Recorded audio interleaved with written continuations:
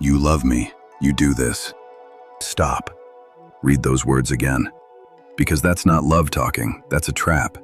It's a hook disguised as love, meant to make you feel like saying no makes you a bad person. And the scary truth is, the people who do this are nearly never people you don't know.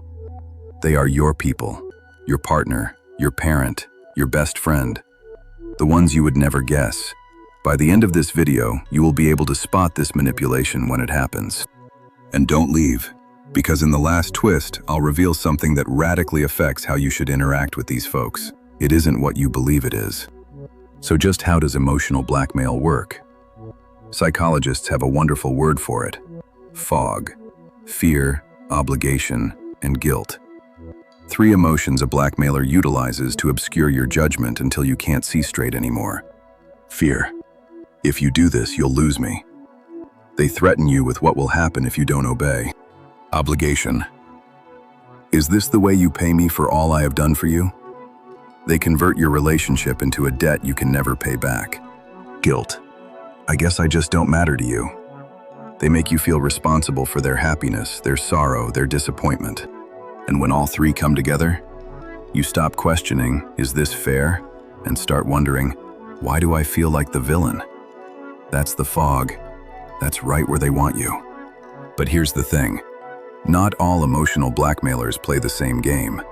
There are 4 different categories, and if you know them, you will find people in your own life instantaneously. Type 1, the Punisher. Easy and violent. Do it my way or you'll regret it. They employ rage, threats, the quiet treatment, and even shutting you off altogether. I'm saying it loud and clear. Cross me and you pay. Type 2, the Self-Punisher. This one is the opposite. If you leave me, I don't know what I'll do to myself. They threaten to hurt themselves, their health, their well-being, their life, and suddenly you feel responsible for keeping them okay. It's one of the most potent controls since it leverages your sympathy. Type 3, the Sufferer. This one doesn't threaten, they hurt. It's fine, don't worry about me. I'll just sit here alone. Again. They make their unhappiness your concern until you give in, only to let the heavy quiet cease. Type 4, the Tantrum Thrower. Their weapon is drama, a storm so large it seems easier to give in than to endure it. Crying, shouting, falling apart. You disagree, because they are right. You agree because you're tired. You may be asking, then why don't people just say no?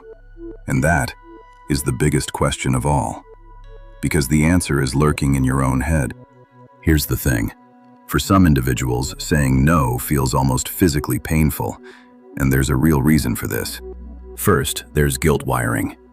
We are taught from the earliest age that a good person always puts others before themselves, that seeking something for yourself is selfish.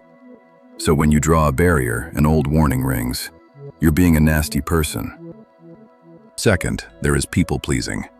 If you grew up believing love had to be earned by being helpful, agreeable, easy, then saying no feels like a risk to the very affection you're trying to hold on to. And finally, training in childhood.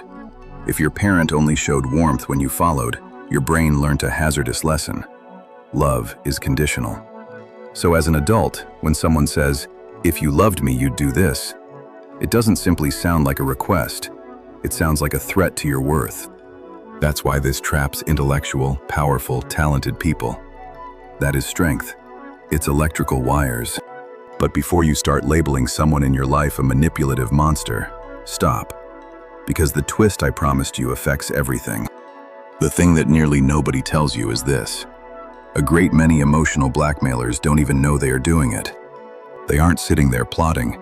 They picked up these strategies the same way you picked up guilt in childhood. Pressure, drama, withdrawal. It's all they ever saw others do to get their demands met, so they do it automatically. Now, does that make it all right? Nope, you are hurt in exactly the same way. But knowing this offers you something strong. You stop trying to win the fight and start doing the one thing that actually works. Calmly holding your boundaries without accepting the bait. You can't reason a man out of a fog. You can only say no to going into it. So keep this in mind. No is a full sentence. You are not accountable for controlling another grown-up's feelings. And real love, the actual thing, never ever asks you to lose yourself to prove it. The next time you hear, "If you loved me, you'd do this," you'll know what it's truly about. If this video reminded you of someone, and let's be honest, it probably did, send it to the person who needs to hear it. You might be the one to show them the fog they've been living in. And just remark with one word: no. Let's flood the comments with people reclaiming their power back.